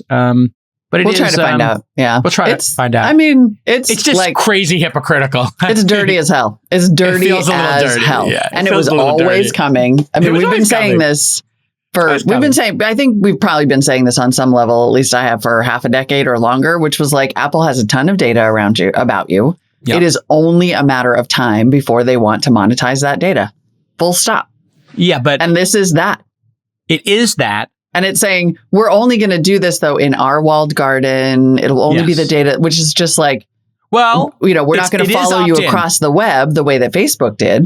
Here's the big difference, Molly. You have to give them this. They're asking you to opt into it with a very understandable message. Right. So what percentage of Which they people didn't do at first. By default, when iOS 15 came out, it was Oh, yeah. not. It was Maybe they opt-out. weren't doing personalized And they ads then. changed it. No, they changed it. They specifically got in a lot of trouble and then changed it. So if Facebook did this and Facebook said, hey, we want to personalize ads to you, is that okay? I would feel a lot better about Facebook, I'll be honest. But you know, burying this stuff in the interfaces, this is where I think defaults matter. So I'll give Apple like a B on this. You might give them a C or a D, but I think it's like a B for me. I mean, I'll give them a B on interface, but and clarity. I'm going to give them a choice. C or D on opting into targeted ads at all. On like targeted advertising only ends badly and shouldn't be necessary. Like I don't want that. And I'm glad I can opt out, but the fact that I can opt out, but I know it exists now makes me suspicious in a way that I wasn't before. It was like, I think that was feels Apple's moat. Brand. It feels off brand. Yes. I think that's a really good insight. The other important insight I want to share with everybody is there's a lot of people commenting on Domino's and the fact that I know the Domino's interface for the personalized screen. Okay, let me defend myself. Why would you have to? Domino's is awesome. Domino's regular pizza is like a trashy delight, but it's trashy. I agree. I would never order, I'll go to a really good brick oven place. I'll get really, but I have to say, I know where you're going with this. Thin crust pepperoni is not pizza. It's not pizza, Nick. Producer Nick is absolutely in line with me on this. It's like having some other thing. It's like a little cracker. It's like a cracker with cheese and pepperoni on it. It is the perfect, most delightful thing you can order for your daughters when watching Obi-Wan or The Mandalorian. And you've got to, I'm not saying listen, I try to be the best dad I can, but sometimes you're caught in the crossfire and you got kids yelling and screaming at you and nobody's happy. Mom's not home. I'm a solo dolo. I am just one hand, I got the Domino's app. The other hand, I got Disney Plus. And I'm like, I got to get these three girls, under control. I'm like, oh, look, Obi-Wan, Mandalorian, boom, boom. Oh, look, I ordered Domino's. And all of a sudden the world's right. I got that Domino's thin crust coming. They love the thin crust. They do like their chicken too now. They have little chicken nuggets there. Also, absolute 100% shout out to Domino's for building their own delivery infrastructure. Yes. And their stock has gone 10x over the last 10 years. Listen, Domino's that's nice of you to make it a business story, but also it's delicious. I have been telling Uber publicly for a long time, buy Domino's. Yes. Buy Domino's. Isn't Domino's, this is a real stock story. I think Domino's is the stock that's up the most over the last decade. 10x over the last 10 years. It's unbelievable. But isn't it more than almost any other consumer stock, if not any? There was some crazy stat that was if you look at the stock that's gained the most in the last 10 years, you'll never guess. It was one of those, you'll never guess which stock it is. And it's freaking Domino's. I mean, pull up the 5-year chart for Domino's. It's pretty nice. Complete trash. It's only $13 billion. And Domino's is awesome. Although I have a question about Domino's. I recently had to rank cheap pizza with my son. And I was like, it's a tough one for me because Domino's is close to the bottom once you factor in Mountain Mike's and Round Table. And you know what is actually weirdly the best cheap pizza in the world? Chuck E. Cheese. Oh, Chuck E. Cheese isn't bad. Yeah. That pizza is delicious. I was this is going to be the worst pizza I've ever had. And I was like, I could have a slice. I thought no, it's good. We've driven there on purpose for it. With the cheese, the stuffed crust with the cheese in there. Oh yeah. No good. I will that's trash pizza. One quick Domino's take. Their regular cheese pizza is repulsive, I think. That's true. Horrible. That's accurate. That's accurate. Thin crust is great. Thin crust is transcendent. Called the Domino's cracker. It's a Domino's cracker. A Domino cracker pizza is great. It's a little appetizer. It's great as an appetizer. You grab 3 or 4 squares. Palate cleanser. I'm getting this tonight. Well, here's the thing. But we have 2 very important points here about Domino's. We do. Number 1, thin crust pizza. Number 2, they built their own app and their own delivery infrastructure. It is so freaking fast. It's disturbing. They get there fast. Now the app's not perfect, but it is a great user experience. And I want to know, Domino's, are they franchises each store? Yeah. And independently operated, or is it are you just an employee of that? Because it does feel like they have, I think the benefit of franchising, Molly, is, and Nick, producer Nick's online, is that the franchisee has a higher motivation than just a GM, if you had a general manager of the store. So Domino's prides itself in branding excellence around its team members and franchises. Much of Domino's has come from its franchise business model, which is an internally based franchise system. I don't know what an internally based franchise system is, but whatever it is, it works because God bless them. Like, they care.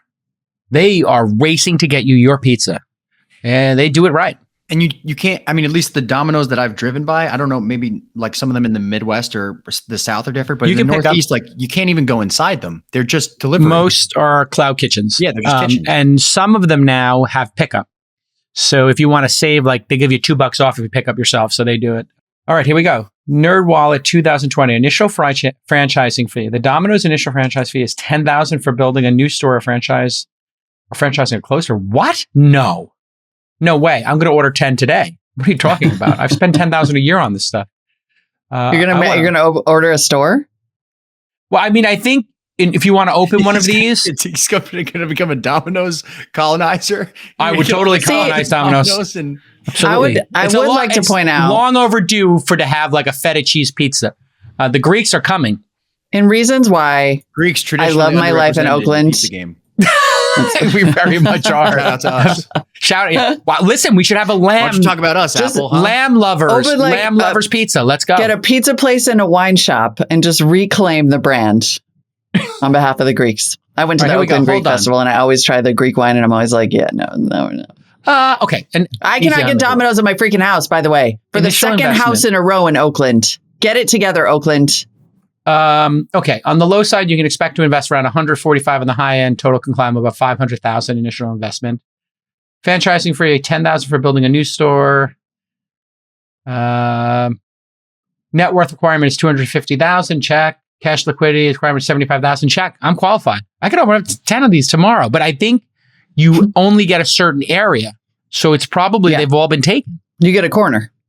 Well, you could open one that delivers to my house because, again, I'll do it. pardon Let's my go. language, I'm on I'll- my second location in Oakland where I cannot get Domino's. This would be a funny thing to do. So is that would for be us on This hysterical. Week in Startups to open. Just to open like a personal one. Like, you know what? Open It's a just for me. Domino's. All right, so I'm going to put poor Presh is You're going to be welcome, like, the rest of my neighborhood. You're welcome. poor Chief of We Staff did this Presh for is you. going to be looking this up this afternoon. Another know he crazy is. project.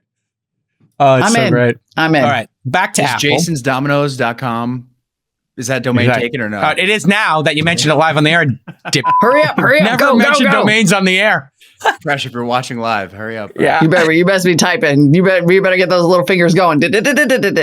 All right. Also, they're adding a new chip to its Silicon family. Apple is adding. They're calling it M2. Wow. The M2. So recently when I said the iPhone is the sun and the whole company revolves around it, we were like, they haven't shipped that many products that aren't accessories. I should acknowledge that the chips are a big deal. Like, these are a phenomenal technological accomplishment. The vertical integration of making their own chips gives them an insane technology moat. And not to mention, the machines are bananas. So, like, bananas. I would like to, edit myself and give full credit to Apple building its own chips, which I did a story about years ago being like, this is going to be kind of a big deal. And it turns out it's a huge deal. And the chips just keep getting better. I mean, you buy one of these. It really does incentivize you to buy new machines. It was like the old day. It reminds me of the old days of the Pentiums. Remember when like a new Pentium chip would come out and you'd be like, oh my God. And the Intel inside, they play the tune and you're like, whoa, this computer is a lot faster than my last computer. And when your computer's a lot faster, that feels great. Yeah. I mean, it just hasn't felt that way in desktop computers or iPads for a long time. And then you get these M1s and they hit 2 notes. They're discernibly faster and then have absurdly more battery life. So that combination is super compelling. Now, will they keep up the battery life march? I don't think so. But because it's kind of at the point of being unnecessary. When your laptop lasts the whole day, you're kind of like, okay, we're done here. Yeah. But having this incredible amount of power. They'll deprecate that battery, though, we all know. They'll, they deprecate performance because they start to, remember they got sued for intentionally slowing down your iPhone to preserve battery life. I mean, for one thing, the actual just usage of batteries will over time deprecate the battery life, and they probably will make it what they were going against, hard and expensive to replace. They made it hard and expensive to replace. This is where if Apple really wanted to make a ton of money, imagine the back of your iPhone could open up like the old Blackberries or Nokias and you could swap your battery out again. Wait for Apple to launch that again. And they're like, and now the newest concept in smartphones, a replaceable battery. And we're all like, oh my God, go! They'll be like, you can insert an SD card to expand your own memory. And we'll be like, yeah. You can put an SD card in every. You can have 2 SIM cards. It's like, wait. Do you believe in miracles? Coming from Apple in 2025, you've used wireless AirPods. But wouldn't you like at some point to not have to worry about battery life? For those of you who would like a crystal clear connection, we present the 2.5-inch jack. The headphone jack. Oh, they had the headphone jack back. The crowd They goes did wild. that. They did it with the last M1. Yeah. They were like, and They by the freaking way, would. we've now added the HDMI and an SD card. And we're like, wait a second. And then Wait a they second. were like, it has ports. And now our latest feature, we've Ports. removed the touchpad that nobody ever used or wanted. And like, go! Go! Oh, you literally got MagSafe. rid of the touch bar? That was annoying and nobody wanted? Literally no one used. And I'll then tell they you what. bragged about it. They didn't just Yes. quietly kill it. Oh no, they were just like, now we've Some made of it our so creatives clean. have told us. You can put your fingers anywhere on the keyboard and it won't start doing things. Yes. And now you don't have the constant distraction of a slider bar popping up that you don't know what it does. Contextual keys are now back to non-contextual. Oh, You're welcome. you're welcome. No, they were literally like, some folks in our community have told us they prefer the focus of, and they prefer not carrying 6 dongles in the bottom of their bag, forgetting them, and then wanting to kill themselves when they get to their destination and having to Amazon, FedEx overnight and anchor dongle. Some of our people have told us. Some people have told us Some that. people have They're told going to us. reintroduce Bluetooth. They're going to be Yes. like, now you can And now wirelessly Bluetooth connect your that phone works. to your car. What? Go. Oh God, Apple, we love you. This has been the same temperature, by the way, for months, for 4 months. I'm holding up my Ember mug for those of you who are not watching Wait, this. Ember Mug figured out Bluetooth. Ember mug did, but then Apple broke it, so I can't change the temperature on my Ember mug. I just hope it's not going to cook the milk. I got to say, I probably have a pretty good NPS score right now in terms of as an employer with between the Ember Mug and the second row courtside seats. Yeah. I think your NPS score is pretty high right now. Would you recommend working with JCal to a friend? That's a 10. 9 or 10? That's a 10. I mean, That's look. it. That's a 10. Look at all these presents. I got a red, Red flag right here. flags. I got 2 red flags. 2 red flags. Yeah, those cost about $3. So don't. Those You're really easy to thrilled me. please. Yeah, I am so easy. I was just like, oh my God, this is so fun. I got you a kitchen magnet. It's got the Golden Gate Bridge on it. It worked. It worked. It worked. All right. I'm in. Something that's not working or working too well, depending on which side of the equation you're on. It works. Yeah, it works. Hackers and investment frauds and drug dealers and Binance. Turns out an investigation by Reuters has shown that at least 2.35 billion of illicit funds, again, hackers, investment frauds, drug dealers, the dark economy, the black market, has been laundered through Binance between 2017 and 2022. Now, again, this is an investigation by Reuters. They found this. So I don't know if I have to say allegedly or this is according to their reporting. Yeah. Allegedly, blah, blah, blah. I mean, but we're for- not blaming any specific person, so I think we can probably fairly say. I mean, it's the CEO's fault ultimately, but I'm not blaming any specific person but you are in charge and you're the one who's you going to go to basically jail. just went ahead and built Silk Road 2 thinking there's a market need here. But, I'm not accusing you of Anyway, anything. we're not accusing anybody of anything, but you're going to jail. You may want to find a friendly jurisdiction. Perhaps query the Tether guys and where they're hanging out.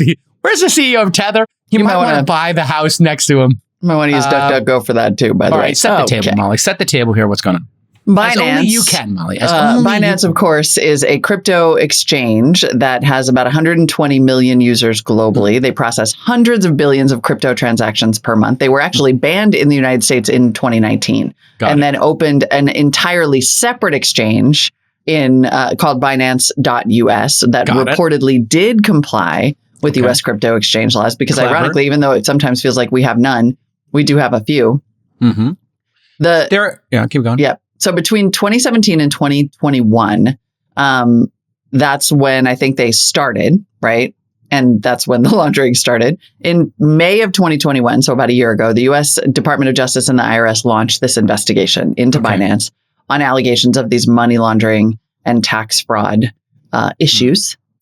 Then in August 2021, Binance enacted Know Your Customer, KYC, and anti-money laundering, AML, requirements for all users. Prior to that, they had what Reuters referred to as, quote, weak AML and KYC checks that made it super easy to hide transactions. Evidently, current and former Binance execs had raised concerns about the lack of these protections back in January, according to Reuters, to the CEO and founder.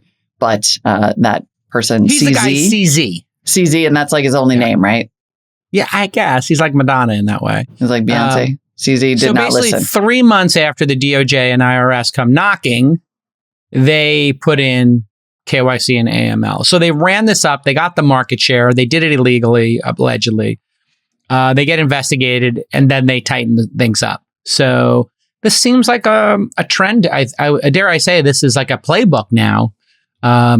We say in Silicon Valley, like move fast, break things, or never ask for permission. Never beg for forgiveness, don't ask for permission, kind of thing.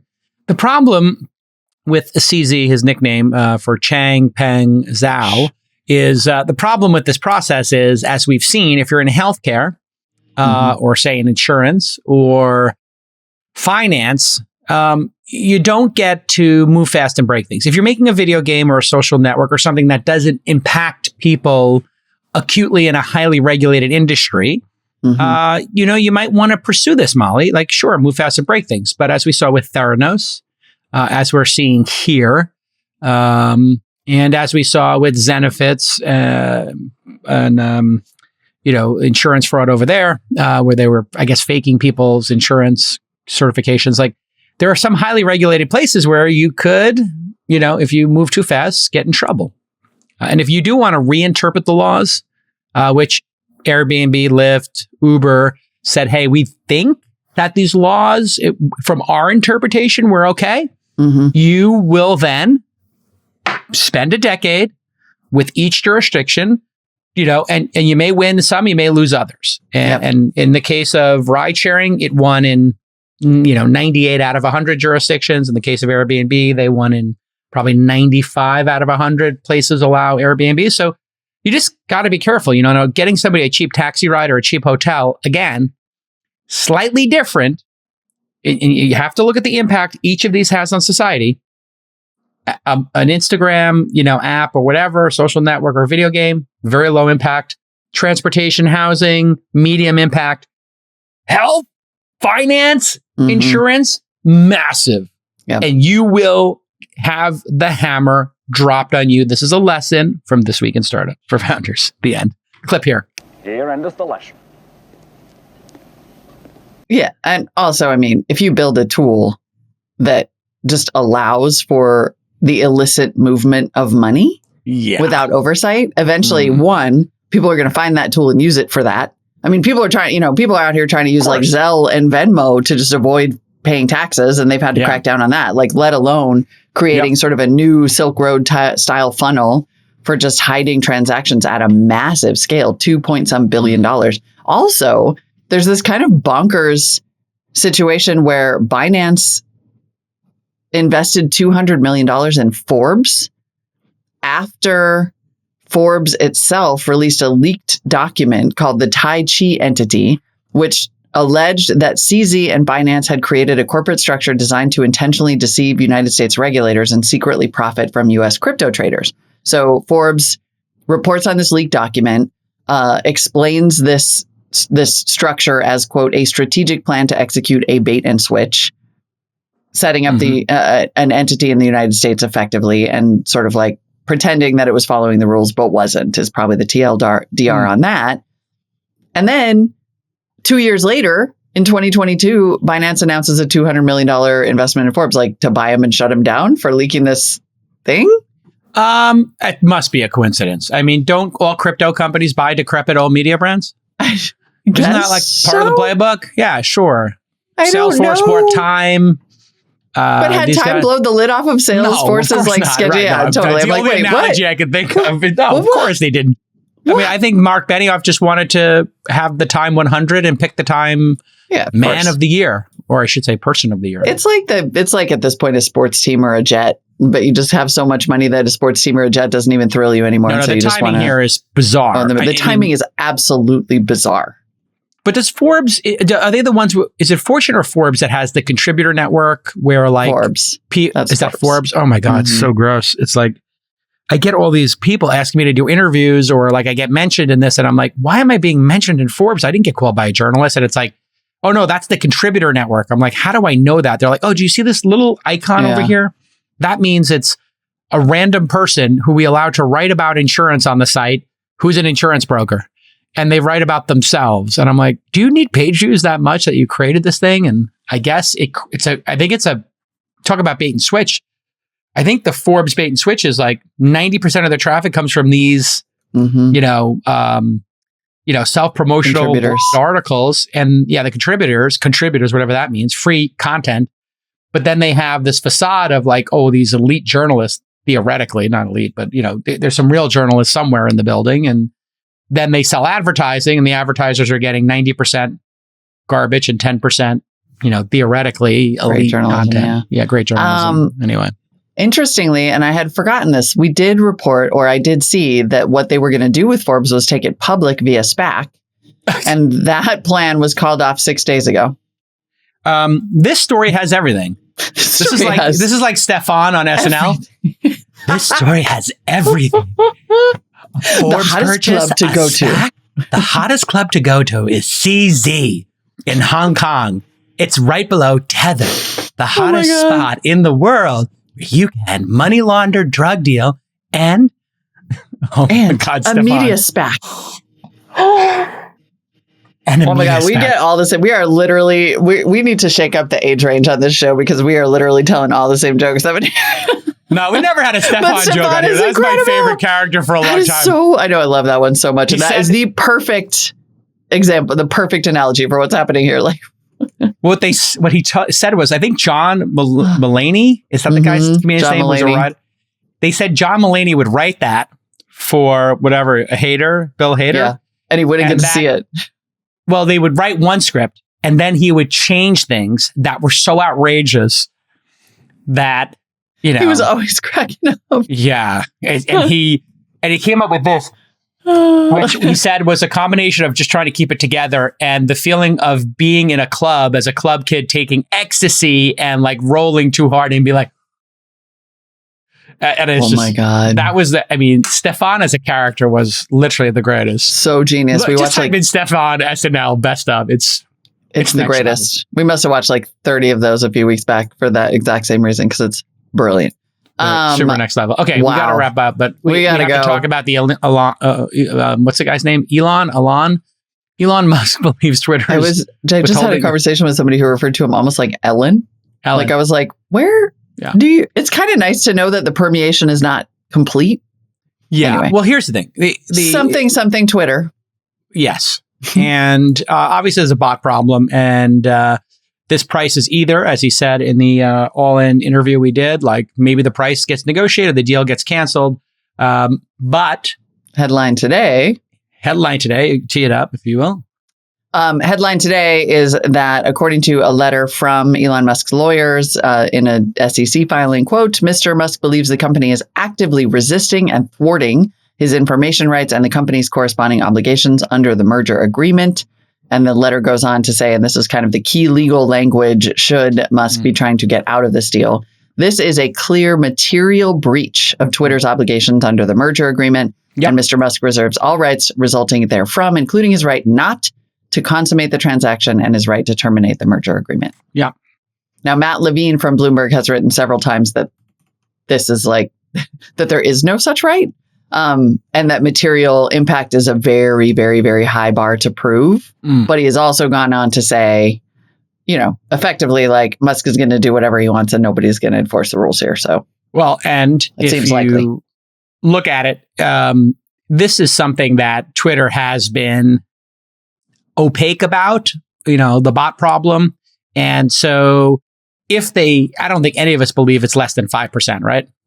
So if it is in fact more, or you get a bunch of data and it looks really bad, now that puts Twitter's board in a really precarious position, I think, which is, do you want to go into discovery and have every conversation from engineers to the CEO, from the CEO to the board, and then 50 other conversations in between, where you talk about how you're going to explain the bot problem to the public shareholders. And that is chaos. And we don't, like what Twitter has said is, it's really hard to measure this.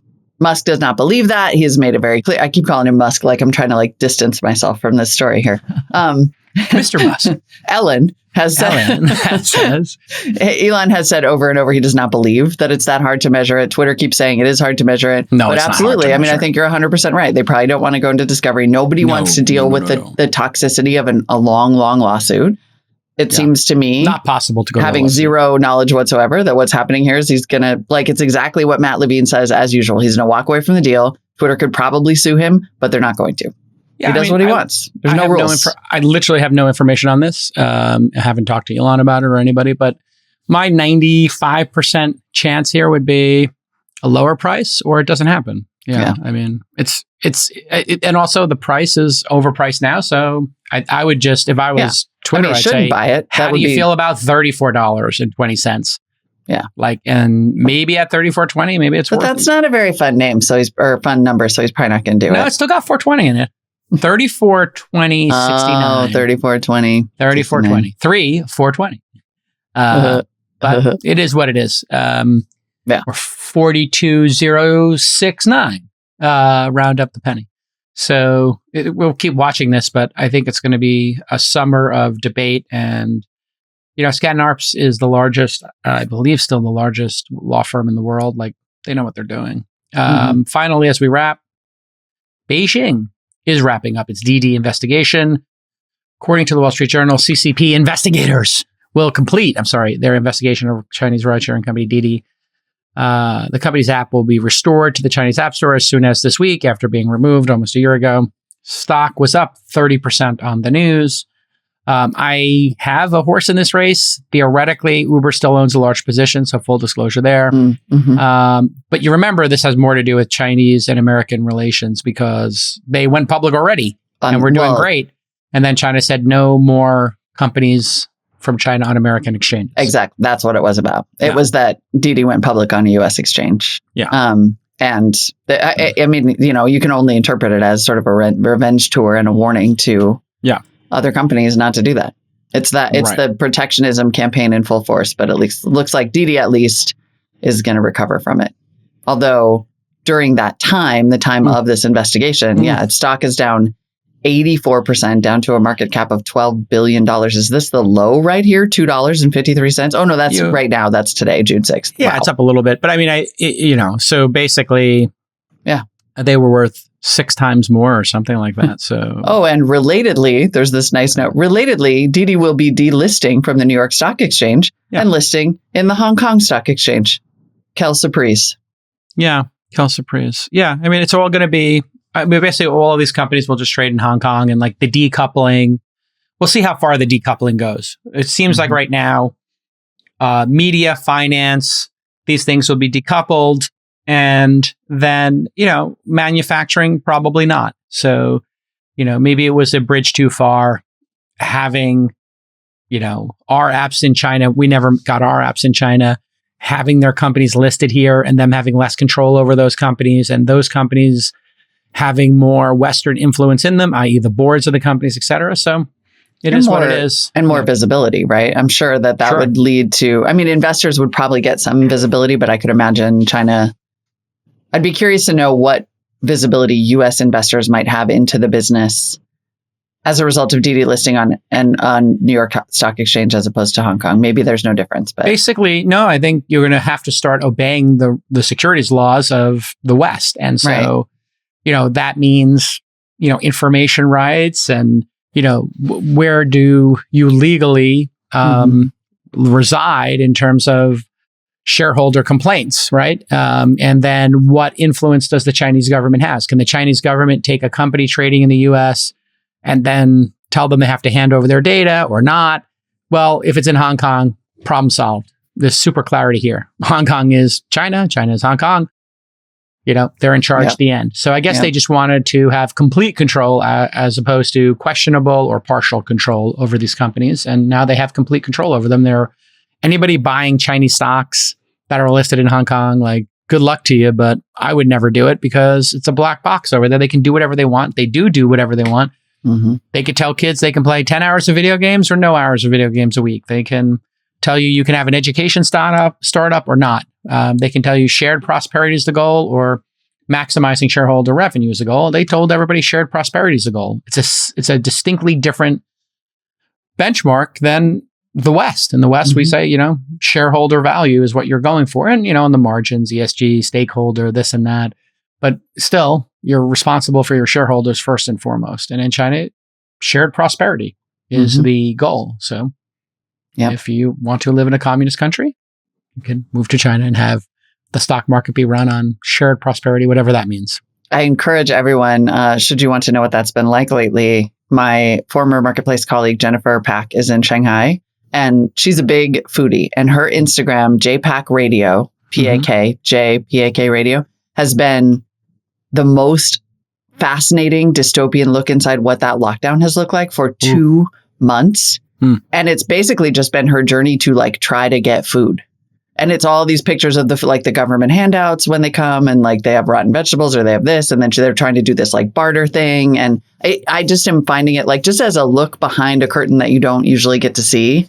Go follow Jennifer Pak because it's absolutely been mesmerizing. For people who complained about the effectively non-existent actual quote unquote lockdowns in the United States, kids, you have no idea. I mean, her feed is making me really hungry, but I'm also looking at, day 58. Day 58 looks pretty slim pickings, and day she's 57 pretty rough. And she's a foreign journalist, effectively. She's Chinese, but a journalist, from the United States. And so she's in a pretty good neighborhood. They have pretty decent access, relatively speaking. I don't think that anybody in her neighborhood had to kill their pets, but it's just bananas to see and to read her captions and see the scramble that they had to go through to get to any one of these. And she had to make all these spring rolls because they got pork handed out from the government that was about to go bad. So they had to make 150 spring rolls to just be I don't know, we got to use up the government pork. Yeah. Crazy times. It's just so interesting. Well, it's, if you shout out to you, Jennifer. It's a different world. Shout out Jennifer. And I'm glad the lockdown's over. I saw, people running into the streets, getting to go out and eat food. So I hope they, and Sweden ended their lockdown a year early. In the United States, it's basically everybody decided we're just going to go through the storm. Or people will have the choice to go through the storm or stay home. We have a mask mandate back in our county. I heard that, Danbury and a couple of other places out there now have a mask mandate, but people are not doing it. So it's Alameda County. Yeah, it's there was a really interesting David Leonard piece. Now we've got plenty of show, and I should stop talking. But interesting piece in the Upshot in the New York Times, where according to the data, masks work, mandates don't. Counties that had mandates had almost the same exact rates, even though a well-fitting N95 actually does work to prevent transmitting and receiving COVID. Yeah. Mandates make no difference because people are wearing cloth masks that are or they have their dicks hanging out because they're below their noses or they take them off to eat or whatever. Yes. And Alameda County, compliance of course, matters. 2 months later. 2 months after the surge. If you lock everybody in their home, or if you were to say you have to wear an N95 and you inspected it and you walked up and down the plane and you had police officers inside tackling people who took their masks off to take a sip of coffee, yes, it could theoretically work. But in practice, people are wearing bandanas. Right. Which, and then and then Omicron is so contagious that the second you pull your mask down to eat some food on a plane, boop, boop, you got it. Yeah, you're done. And we're done. All right, listen, it's been a lot of show. Anyway, we got to go. And we'll see you all tomorrow. It's going to be a big week. Stick with us. If you are a founder of a pre-Series A company, you haven't raised that Series A yet, which is really hard. Well, we wanted to invite you to Founder University. This is a 2-day intensive course. It takes place on June 13th and 14th. It's remote. It's free. We limit the number of people who can come. We ask you to apply. And this virtual workshop is free for founders and helps you understand how to fundraise and pitch, how to hire great people, how to build a world-class product, how to execute on your sales and marketing, and some growth techniques as well. The launch team and I have been doing this for a long time. It has been amazing for us to get to know founders, and that's why we do it. Of course, we want to help folks, as many as possible. That's part of our mandate. But really our mandate at launch here at This Week in Startups and, the syndicate, which is where we meet and invest in companies, is we want to back builders. And so we use these events as a way to get to know you. And if you're building something and we see you're credibly building something interesting in the world, well, then we want to invest in you. So truth be told, every time we do Founder University, half dozen of those people we wind up funding in the next year or so. So it's a great way for us to spend time with entrepreneurs. We're going to be joined by a lot of experts. My friend Becky DeGraw, who's my attorney from Wilson Sonsini, will be speaking at the event. Fitbot's co-founder, Jesse, will be speaking. Marlowe CEO Mary Fox will be speaking. So we get a bunch of our portfolio companies who have been crushing it and who have learned a lot. And we've seen that they are qualified builders. We have them come speak at the event. So you see how we do things here at This Week in Startups and Launch and the Syndicate. We like to create a flywheel. We invest in people who come out of Founder University. Some number of them really crush it and become world-class companies. And it's not guaranteed. You have to do the work, folks. The ones who do, then we have them speak at a later Founder University. So a lot of the great companies we've met came to a Founder University. They got to know us. They learned something. It was worth their time. And that's really what we do with the agenda. We try to make it worth your time to take 2 days off work, essentially. Now, it's remote, so you can consider it your weekend, even though it's taking place during the week. You consider it professional development. And if you learn one or two important things about running a company, fundraising, growth, hiring, well, those one or two things will pay for those 2 days. I am absolutely certain of it. Now, you have to apply again, so you can register at founder.university. Yes, it's a great domain name. So go to founder.university and sign up. We also have a course called angel.university. If you want to invest in the companies and you think the philosophy I've explained here about how I invest in companies, and I've invested in over 300 of them. If you think this is an interesting way to meet startups early, help them, and invest in them, well, you can read my deal memos as we invest in new companies, and you can join us on that adventure. And I do this through a course called Angel University that has raised close to $200,000 for charity. And you can sign up for Angel University at angel.university. We do it 4 times a year. Great program. And it's just me and my partner, Mike Savino, talking about how we pick companies, how we evaluate them, how we diligence them, how we source them. Like Founder University is a source of investment and deal flow for us. And that 3 or 4 hour course, actually, I think it's more like 4 or 5 hours, is well worth your time. All the proceeds from Angel University go to charity. And again, over 175,000, I think at this point, has gone to charity. So I'm very proud of that work. And Founder University is free. But you do have to apply, and we do pick people who have built a little bit of something. So we're looking for you to have some skin in the game. We have a Founder University 12-week program, which you can also see at founder.university. We'll be starting our 3rd cohort shortly. And you can apply for that program if you have not started building, or you're very early stages, haven't incorporated yet, you're nowhere near the Series A, you're kind of in the solo or co-founder situation and you're just starting to build, maybe you've incorporated, maybe you haven't, and that's a 12-week course, and that's another great one that we do. So please join us, founder.university, and if you want to invest in these great companies, angel.university.